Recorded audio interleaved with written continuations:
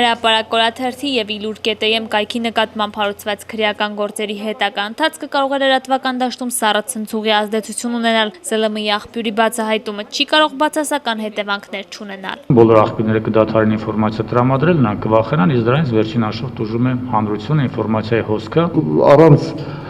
ուրեմն գաղտնի աղբյուրների լրագրություն գոյություն չունի։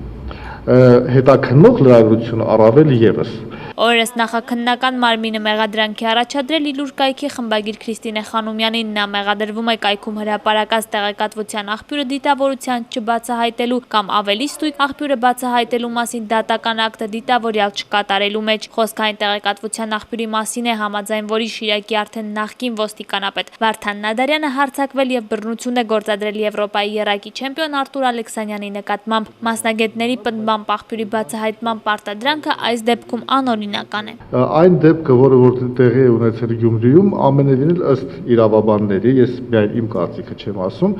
ամենևին էլ չի ձգում ծանր կամ առանձնապես ծանր հանցագործության։ Այս պահին գործի ամբողջ ուշադրությունը հենց լրատվամիջոցներն են, այնինչ Գյումրիում տեղի ունեցել քրեական հանցագործություն։ Մյուս կողմերը, ովքեր բուն հենց այս միջադեպի